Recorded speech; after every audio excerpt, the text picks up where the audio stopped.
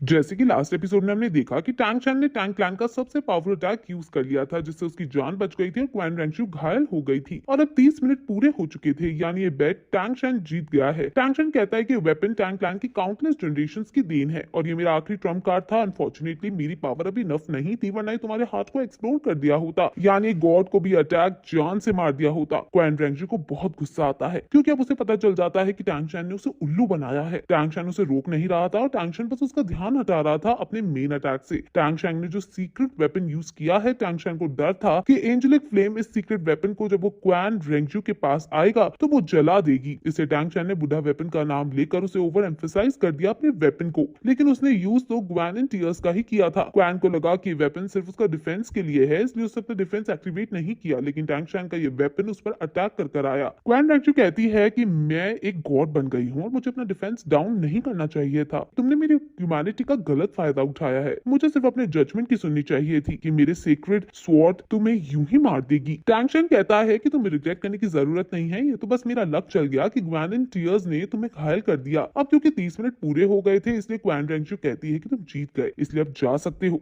3 दिन बाद बेट के अकॉर्डिंग मैं तुम्हें फिर से ढूंढने लगाऊंगी और अगर तुम मुझे मिल गए तो फिर मैं तुम्हें जान से मार दूंगी। ह्यूमन की लिमिट होती है लेकिन गॉड की नहीं, इसलिए मैं अपनी डिवाइन पावर से तुम्हें नहीं छोड़ूंगी। टैंग चैन उसे थैंक यू करता है, क्योंकि क्वैन रेंजू के पास कई मौके हैं उसे मारने के लिए, उसने फेयर होना चुना है। और फिर टैंग चैन उसे गुड बाय कहकर वहां से चला जाता है और उसके जाते ही क्वैन रेंजू उसके ट्राइडेंट को देखती है और फिर खुद की बॉडी को संभालती है और सोचती है कि ये अच्छा है कि टैंग चैन अभी गॉड नहीं बना है। अगर वो गॉड बन गया होता और उसके अंदर थोड़ी और पावर होती तो वो तो मुझे मार ही देता। अब फिर टैंग चैन तुरंत वहां से पीछे आकर अपने ट्राइडेंट को भी ले लेता है। क्वैन रेंजू को गुस्सा आता है कि आखिर तुम्हारी हिम्मत कैसी हुई वापस आने की, लेकिन वो अब इस हालत में नहीं है कि टैंग चैन से और लड़ पाए, क्योंकि उसका हाथ अभी अभी एक्सप्लोड हुआ है। टैंग चैन कहता है कि मैं ट्राइडेंट को पीछे नहीं छोड़कर जा सकता हूँ, अभी तुम्हारे हाथ में छेद हुआ पड़ा है, लेकिन फिर भी मुझे पता है कि तुम खड़ी हो मुझे जान से मार सकती हो, लेकिन फिर तुम और ज्यादा खुद की बॉडी को सहन नहीं कर पाओगे और शायद मुझे मारने के बाद खुद भी मर जाओ। इससे बेहतर है कि अपने बेट की टर्म्स पर अड़ी रहो और 3 दिन तक मुझे कुछ ना कहो। अब टैंग शैंग अपना ट्राइडेंट लेकर वहां से चला जाता है और क्वैन रेंजू देखती रह जाती है और उसे समझ आ जाता है कि टैंग शैंग को कभी नहीं जीता जा सकता है, सिर्फ उसे मारा जा सकता है। वहीं हाइशन आइलैंड पर सभी श्रेक डेविल्स टैंग शैंग के लिए चिंता करने लगते हैं और निंग रोंग रोंग कहती है कि हमें थोड़ा और वेट करना चाहिए टैंग शैंग के लिए, अगर टैंग शैंग नहीं आया तो हम खुद से उसे जंगल में ढूंढने जाएंगे। मोटू भी आसपास उड़कर देख रहा है,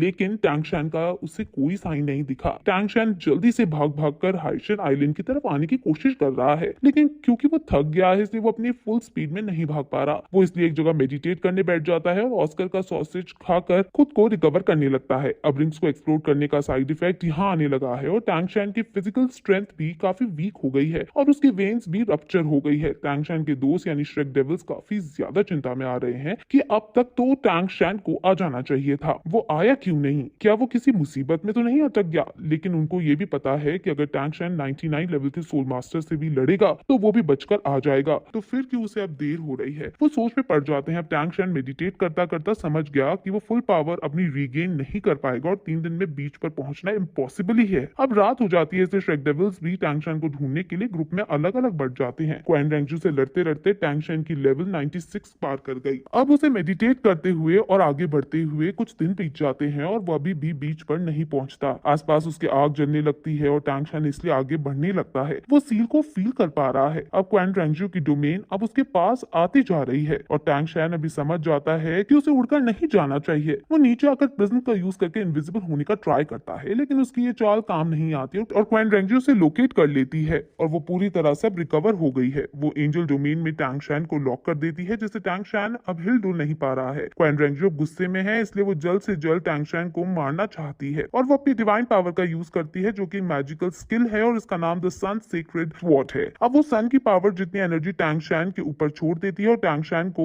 वो लगने ही वाली होती है कि तभी टैंग हैंड जमीन में गड्ढा खोदकर जमीन के नीचे चला जाता है और अंडरग्राउंड में होकर बच जाता है। टैंग हैंड नीचे जाता है और वो ऐसा टाइटन जाइंट एप और 1000 वेट एंड किंग की मदद से कर पा रहा है। वो ये हैमर की 6 सोल स्किल से कर रहा है और अब वो अंडरवर्ल्ड में पहुंच जाता है और वहां से वो बी और सी को लोकेट करता है और अंडरग्राउंड होकर सी की तरफ जाने लगता है, लेकिन वो अभी भी क्वैन रेंजू की डिवाइन पावर का टारगेट बना हुआ है। क्वैन रेंजू कहती है, क्या तुम्हें सच में लगता है कि तुम मुझसे अंडरग्राउंड होकर बच सकते हो। वो अपनी डिवाइन स्किल जिसका नाम होली लाइट शाइन है उसका यूज करता है और वो 3 किलोमीटर अंडरग्राउंड के भी टैंग शैन को लोकेट कर पा रही है। टैंग हैंड हैमर की 8 सोल स्किल जिसका नाम 1000 बैरियर है उसका यूज करता है, जिससे उसको अल्टीमेट डिफेंस आर्मर मिल जाता है और वो तुरंत तुरंत जल्दी से भागने लगता है। वो उसकी लाइट से बच रहा है ताकि वो लोकेट ना हो जाए, लेकिन अब क्वेन रेंजू खुद वहां पहुंच जाती है और कहती है कि अब मैं तुम्हें नहीं छोड़ूंगी। वो टैंक्स हैंड को अटैक करके धक्का देती है और फिर उसे पकड़कर दीवार में दे मारती है और फिर अपनी लाइट से उसकी बॉडी को दर्द देने लगती है। अब वो अपने अटैक को टैंग शैन के ऊपर छोड़ देती है, लेकिन टैंग शैन अभी भी हार नहीं मानता और वो ट्राइडेंट से ब्लॉक करने की कोशिश करता है और अब वो क्वेन रेंजू का अटैक टैंग शैन को लगने ही वाला है